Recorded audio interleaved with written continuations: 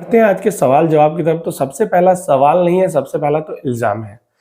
शिवम अग्रवाल जी का इल्जाम है, इन्होंने मेरे बारे में कहा है और इन्होंने बहुत सारे कमेंट किए थे। इससे पता चला कि ये मेरे एक हेटर हैं जो कि रिसेंटली मतलब हेट करना इन्होंने स्टार्ट किया, पता नहीं जलन है या क्या है। इसने लिखा है, इसने मुझसे 2 लाख लिए बोलकर कि मैं आपका पोर्टफोलियो डिजाइन करूंगा। भाई म्यूचुअल फंड पोर्टफोलियो डिजाइन करने का 2 लाख कौन देता है? And you will get 20% per annum return. मतलब समझ रहे हो कितना ही झूठ कोई बोल सकता है। भाई पिछले 4-5 1-2 साल में आप ऐसे भी इन्वेस्ट करोगे किए होगे तो आपका किसी भी म्यूचुअल फंड में एवरेज में भी 20% से ज्यादा ही रिटर्न बन रहा होगा। तो ऐसे में आप मुझे या किसी और को पोर्टफोलियो डिजाइन करने के लिए पैसे ही क्यों दोगे, और ऊपर से 2 lakh mutual fund portfolio design करने के लिए? भाई अगर सच में इनके साथ किसी ने इस तरीके का स्कैम किया है मेरे नाम पे, तो भी मुझे लगता है गलती ही इनकी ही है। भाई 2 लाख कौन देता है? और अगर ये झूठ बोल रहे हैं तब तो झूठ ही बोल रहे हैं। लेकिन एक चीज मैं आप लोगों को बता देना चाहता हूं कि मेरे नाम पे स्कैम जरूर हो रहा है। इनके साथ सच में हुआ है नहीं हुआ है ये नहीं पता। मैं कोई पेड सर्विस नहीं देता हूं, ये आप सब लोगों को पता है। मेरे नाम पर टेलीग्राम पे कई सारे ग्रुप्स मैंने पहले भी बताया था बना रखे हैं, और टेलीग्राम से भी ज्यादा स्कैम मेरे नाम पे फेसबुक पे हो रहा है। भाई दूसरों को तो छोड़ो, मेरे घर वालों को भी मैसेज आ रहा है मेरे फेक प्रोफाइल बनाकर कि आइए हम आपको व्हाट्सएप ग्रुप में ज्वाइन करवाएंगे और आपको बढ़िया बढ़िया रिटर्न बनेंगे। भाई इस तरीके के मतलब सिप वार्स नाम के कई सारे फेक प्रोफाइल्स बना रखे हैं। यहां तक भी लोग नहीं देखते कि भाई मेरा पेज है, उनका प्रोफाइल है और उनके प्रोफाइल से मैसेज आ रहा है फेक प्रोफाइल से। कई सारे फॉलोअर्स ने फेसबुक पे मैसेज किया, यूट्यूब पे कमेंट किया, इवन घर वालों को मेरे मैसेज आ रहा है। सबको मैसेज कर रहे हैं बिना देखे समझे कि आइए ग्रुप में ज्वाइन करिए, और प्रीमियम ग्रुप हमने बनाया है और वहां पे आपको टिप्स दी जाएंगी, वहां पे आपको ट्रेड बताया जाएगा, पैसा आएगा। मतलब म्यूचुअल फंड के नाम पे ग्रुप में ज्वाइन करवाते हैं और फिर कह रहे हैं कि ट्रेड से पैसा बने। मतलब स्कैम, मतलब बेवकूफ होते हैं क्या स्कैम करने वाले। और अगर इनके साथ सही में ऐसा कुछ स्कैम हुआ है, अगर आपके साथ हुआ है तो डेफिनेटली आप जाइए कंप्लेन करिए साइबर क्राइम में। और अगर नहीं हुआ है, झूठ बोल रहे हैं, तो भाई मैं क्या ही कर सकता हूँ। लेकिन जो फेक प्रोफाइल्स हैं फेसबुक पे एंड टेलीग्राम पे वो जरूर मेरे नाम पे बन रही हैं। आपसे कोई पैसा मांग रहा है सिप वर्ड्स के नाम पे या आशुतोष कुमार के नाम से, तो वो आपको स्कैम करने की कोशिश कर रहा है 100%, 99% भी नहीं, 100%। मैं 1 रुपया भी किसी से नहीं लेता हूँ, किसी तरीके का पेड सर्विस नहीं चलाता हूँ, सब कुछ फ्री। जो नॉलेज है वो देता हूँ, Q&A करता हूँ, जो पोर्टफोलियो के बारे में बताता हूँ सब फ्री, 1 रुपया किसी का नहीं। सब कमेंट से उठाता हूँ या फिर जो अपडेट्स टॉपिक्स आप बताते हो या फिर अपडेट्स आती हैं वो सब शेयर करता हूँ। तो इसलिए 1 रुपया किसी को नहीं देना है। और अगर आप झूठ बोल रहे हो तो भाई इस तरीके की झूठ मत बोलो, मतलब सुनने वाला को भी बिलीव ना हो। बढ़ते हैं अपने दूसरे क्वेश्चन की तरफ। ऑफिशियल प्लम्बर श्री रामपुर जी का क्वेश्चन, इनका एक और क्वेश्चन हमने पहले लिया था।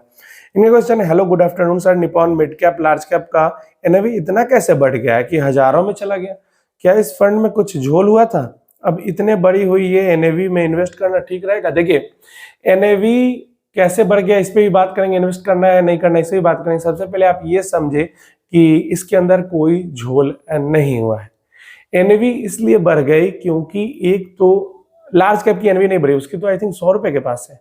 मिड कैप की बढ़ी है लगभग 4500 रुपए, 4400-4500 के पास। जो ग्रोथ फंड है निपॉन का, जो मिड कैप फंड है उसकी है। सबसे पहले तो ये बहुत पुराना फंड है, 1994-95 के टाइम पे लॉन्च हुआ था, तो बहुत लंबे टाइम से ये फंड मार्केट में अवेलेबल है। इसलिए एक तो मतलब 30 साल के लगभग हो जाते हैं, तो इसलिए तो एक तो इसकी एनएवी धीरे धीरे करके बढ़ती चली गई। दूसरा, इसी टाइम पीरियड में इसने रिटर्न भी, इसका जो सिंस इंसेप्शन रेगुलर प्लान का, क्योंकि उस टाइम पे डायरेक्ट प्लान नहीं होते थे, रेगुलर प्लान का लगभग एवरेज रिटर्न 22% का है इसका। 95 से अभी तक सालाना 22% का रिटर्न बड़े बड़े निवेशक को नहीं मिल पाता जो डायरेक्ट स्टॉक के अंदर इन्वेस्ट करते हैं, इनको इस स्कीम ने निकाल के दिया है। तो इसलिए जो एनएवी है वो भी बहुत ही तेजी से कंपाउंड हुई है। इसकी एनएवी की स्टार्टिंग भी 10 रुपीज से हुई थी और 10 रुपया बढ़ते अभी 2024 में लगभग 4400-4500 रुपए बन चुका है। सिर्फ 10 रुपया ही बढ़ के इतना रुपया बना है। किसी तरीके का स्कैम नहीं हुआ है, किसी तरीके की कुछ चीज नहीं हुई है। बस जो स्कीम है वो बहुत पुराना है और बहुत तगड़ा इस स्कीम ने रिटर्न बना के दिया है, इसलिए ये हुआ है। क्या इससे आगे देखो, अगर परफॉर्मेंस खराब होती है तो इन्वेस्ट ना करना अलग चीज है, लेकिन एनएवी क्योंकि 44-45 हो गई इसलिए इन्वेस्ट नहीं करना, तो एनएवी के नंबर से आपको क्या लेना है? एनएवी तो यूनिट का प्राइस है, और जो आपको रिटर्न मिलेगा या नहीं मिलेगा वो परसेंटेज के टर्म में मिलेगा। तो चाहे 10 रुपए पे 10% बढ़े या 10,000 रुपए पे 10% बढ़े, अगर आपके पास नंबर ऑफ यूनिट्स, मतलब मान लो 10 रुपए के 10 यूनिट है या 100 रुपए का 1 यूनिट है, तो आपका इन्वेस्टमेंट तो 100 ही रुपए हुआ। तो 100 रुपए के इन्वेस्टमेंट पे 10% बढ़ रहा है, चाहे 10 रुपए वाले यूनिट में या 10,000 रुपए वाले यूनिट में, क्या फर्क पड़ता है? कुछ फर्क नहीं पड़ता। तो एनएवी की प्राइस कितनी है इससे आपको इन्वेस्टमेंट पे कोई फर्क नहीं पड़ता, उससे आपको डिसीजन नहीं लेना चाहिए। म्यूचुअल फंड महंगा है, सस्ता है। आप म्यूचुअल फंड की लॉन्ग टर्म परफॉर्मेंस देखें, 5 साल, 8 साल, 10 साल, और उसके बेसिस पे डिसीजन लें। ईबू जी का सवाल है, एसबीआई स्मॉल कैप फंड को एग्जिट करके क्वांट स्मॉल कैप फंड में इन्वेस्टमेंट कर दें क्या?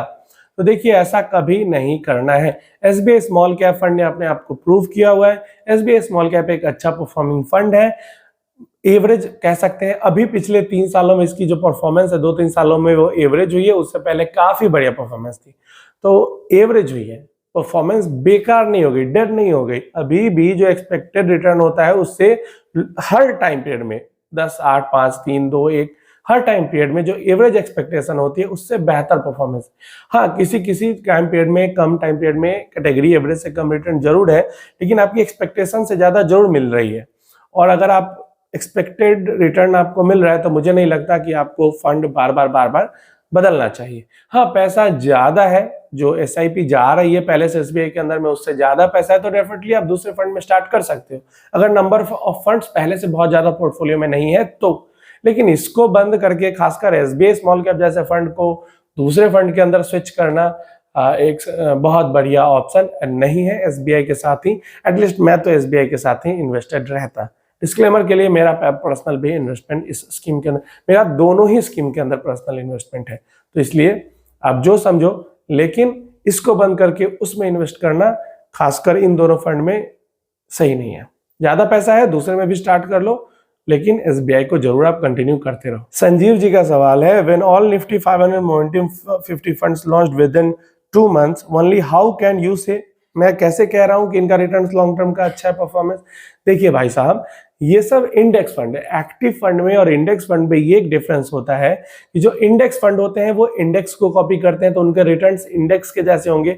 और इंडेक्स का जो बैक टेस्ट डेटा है वो 30-30, 20-20 साल का अवेलेबल होता है नेशनल स्टॉक एक्सचेंज, मतलब जिस भी स्टॉक एक्सचेंज का वो इंडेक्स है उसके वेबसाइट पे। तो जितने भी ये जो स्मार्ट बीटा इंडेक्स फंड्स हैं या फिर जो इंडेक्सेस हैं, उनका आप किसी का 2004 से, किसी का 2003 से, किसी का 2005 से अभी तक का रिटर्न का पूरा डेटा देख सकते हो। पिछले 5 साल में, 2 साल में, 10 साल में, 20 साल, 25 साल में कितना रिटर्न बना है। और इसी डेटा को मैं बेस बना के आपको बताता हूं। इसी डेटा, नेशनल स्टॉक एक्सचेंज के डेटा के मुताबिक, किसी ने 2003-4 के लगभग में, अगर उस टाइम पे ये फंड होता, उस टाइम पे ये इंडेक्स उस टाइम से बैक टेस्टेड है, अगर उस टाइम पे ये स्कीम होती, निपॉन 500 या मोतीलाल 500 या किसी भी एमसी 500 मोमेंटम 50 फंड उस टाइम पे होती, उस टाइम पे किसी ने अगर 1 लाख रुपए डाल दिए होते, तो अभी उसके 1 लाख पे 25% का CAGR जनरेट होता पिछले ये 20-25 सालों में। आगे भी इतना ही होगा, कोई गारंटी नहीं है, लेकिन क्योंकि पिछले 25 साल में ऐसा हुआ है और इंडिया की इकोनॉमिक ग्रोथ, ऐसा कहा जाता है कि आगे और फास्ट होगी और तेजी से इंडिया आगे बढ़ेगा, तो इकोनॉमी तेजी से बढ़ेगी तो स्टॉक मार्केट भी तेजी से बढ़ेगा। तो पीछे जो स्टॉक मार्केट थी पिछले 20-25 सालों में, उसके अकॉर्डिंग इतना रिटर्न बना है। आगे स्टॉक मार्केट अच्छा परफॉर्म करेगी और अच्छा, तो और अच्छा रिटर्न बनेगा, खराब परफॉर्म करेगी तो खराब रिटर्न बनेगा। लेकिन कम से कम ये इंडेक्स अपने आप को प्रूव किया हुआ है पास्ट में। ये चीज होती है। आपको किसी भी स्मार्ट बीटा इंडेक्स का पास्ट डेटा ट्रैक करना है, आप सिंपली गूगल पे सर्च करो, NSE स्ट्रेटेजी इंडाइसेस, पहला जो आता है वेबसाइट ओपन करो, सारे वहां पे आपको स्मार्ट बीटा इंडेक्सेस दिख जाएंगे। चाहे इस पे बेस्ट ETF हो या इंडेक्स फंड हो, सबका सेम यहाँ पे स्ट्रेटजी होती है।